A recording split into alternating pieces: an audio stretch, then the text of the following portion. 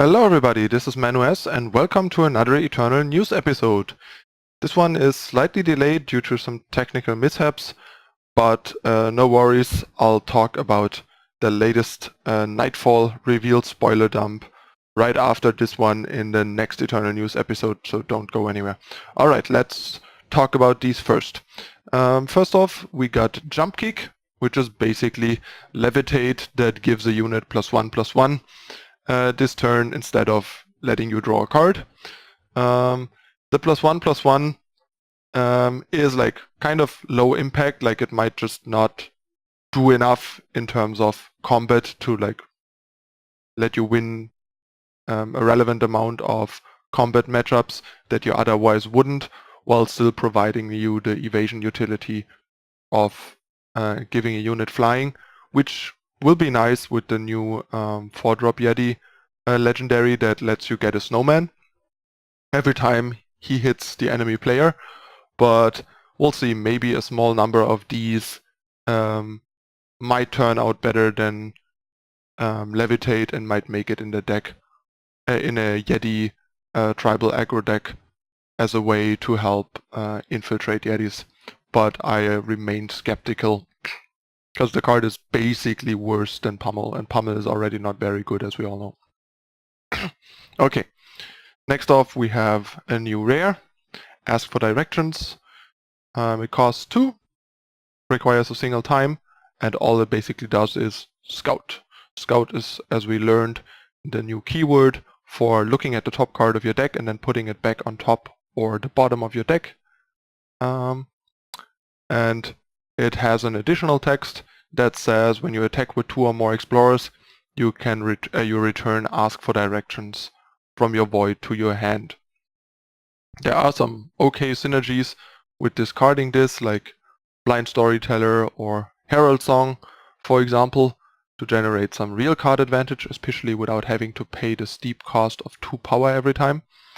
The problem is though, decks that can return this, that have 2 or more explorers capable of attacking, usually, unless we see a lot of new explorers and some inherent explorer tribal, are usually a support cast for a dinosaur deck, which is like a beefy mid-range deck and really doesn't care about spending 2 power on scouting a couple of times, and even that deck doesn't have that many explorers and also doesn't want to risk the Evelina in combat just to get back Ask for Directions. The other thing is aggressively scouting mainly comes in handy in like a top deck war in the late game for like grindy mid-range and control decks, and these decks are least likely to have the explorers to return it especially reliably. And yeah, I think the card just does too little, costs too much, and is in a weird place in what it requires to be reused.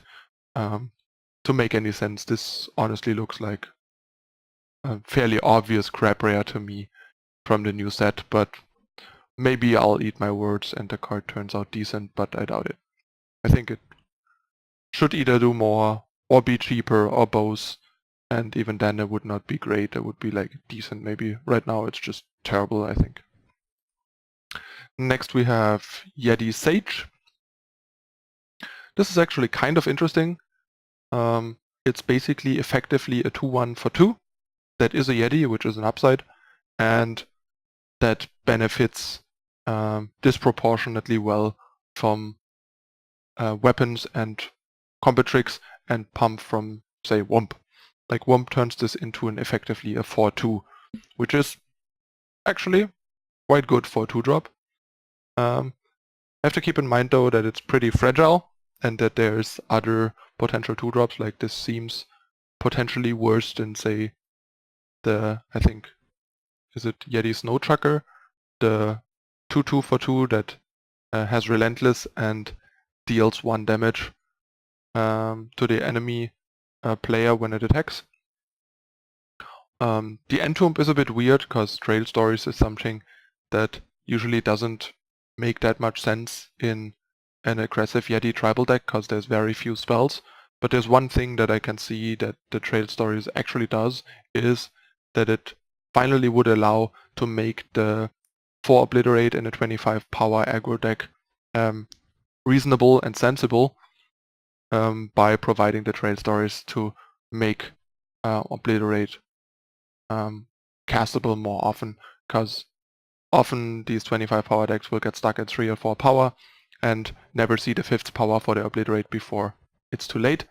But having virtually 4 trail stories in your deck brings your power base up to a virtual 29 power, which is the right amount you need for Obliterate.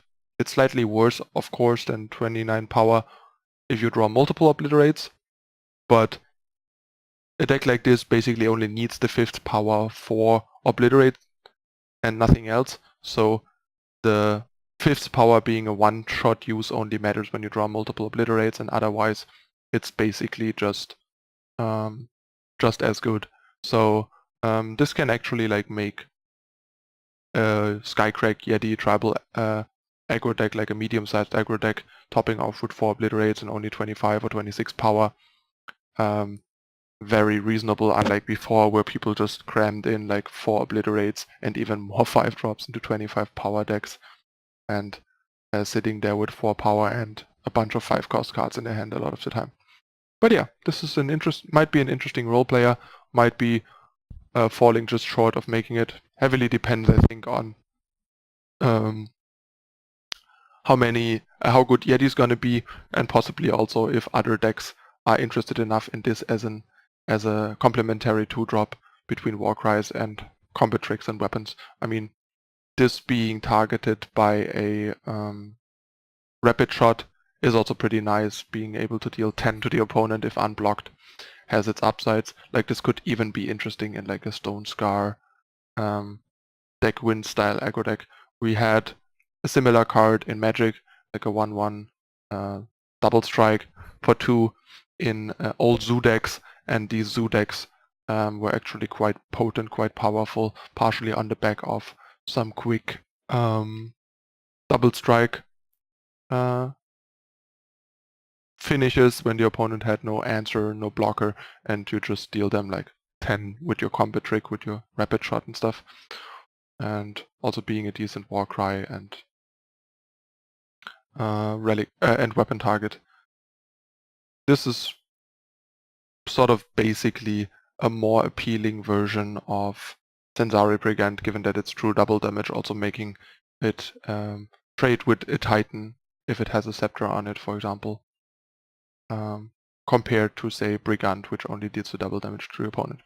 But yeah, this is actually a fairly deep card in terms of possibilities, and might be an interesting thing to toy with even outside of Yetis. The last rare that we got spoiled is Crownwatch Quartermaster. It seems like they're trying to push more of an obelisk combre strategy on us. We already saw the last stand at the gate for 7 that goes really well with Xenon Obelisk among others and stand together. And now we're getting this. This is a 2/4 for 6, requires double justice, has Valkyrie ally play 2/2 soldiers. So this also depends on whether or not we will get a couple of more good mono justice Valkyries to go along with this, because otherwise I can only see this making it in Argenport with like turn 5 Magdo, turn 6 this, and it also seems like it might be less appealing in what Argenport wants to do.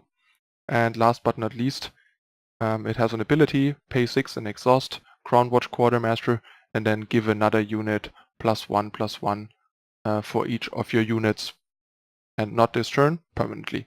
So if you have a Valkyrie in play to trigger this, the turn after this comes down, you can basically give one of your units already +4/+4 permanently, which is about as good as what Aijin does, except that it's not a weapon, it's a permanent buff. So if you Dark Return the unit, it's still going to be that big. If it has Revenge like a Magto, it will still be a 9/9. If it gets returned to your hand, it will still be big, and so on and so forth. So this is quite a lot of stats for the cost and 1 card, making it a pretty good army and a can. and also cannot be ignored since it can easily run away with the game thanks to its activation ability in a stall. So this card could potentially be really nice, could either push more towards like a Valkyrie Argenport mid-range deck, or just some Combrei Obelisk base deck. Like for example, this could be good enough if there's enough Valkyrie support to try and build something like Combrei Party without the blue and just go straight Combrei, replace the party with Crownwatch Quartermaster, and try to be like more consistent, have a better power base, and still a similar plan. I definitely like the card. It's hard to say without enough context how good it's gonna end up being, but it definitely has potential. And last but not least, we have a new legendary revealed, Nametaker, costs 8, triple shadow, just like the last word, and is a 6/4 relic weapon, which in my opinion is pretty weak for an 8 drop, since 4 health means you can only kill fairly small units without Nametaker dying. It's basically like, in terms of killing units without help, slightly better than Daisho, except that Daisho costs 2 less and hits twice. And in addition, when an enemy unit dies, the enemy player discards each copy from their hand and deck, so it basically kills all their copies everywhere if something dies, and it's not exclusive to Nametaker killing the unit, so you can equip this, then attack. Everything that trades in combat gets discarded from hand and deck, and then you can also like kill a unit to discard it, and maybe if it's a small enough unit, keep Nametaker around. But I think the effect is just way too speculative and marginal, and the raw 6/4 stats for 8 are just way too bad. I don't think the card is remotely worth it. It's way overcosted, way underpowered, and way too situational. I'm super underwhelmed by this card. I think it's gonna be possibly one of the standout bad legendaries of the set, in my opinion. Alright, that's it for this batch of spoilers. Like I said, next we'll talk about the latest Nightfall reveal spoiler from the official reveal over at Direwolf. And as usual, if you enjoyed this video, please drop a like and subscribe so you don't miss out on future videos. Turn on the notification icon so you're always up to date as soon as new stuff comes out. And don't forget to follow me on social media for more frequent updates. You can find everything in the description below. And thanks for watching. Stay tuned for the next review coming up. I'm out. Bye.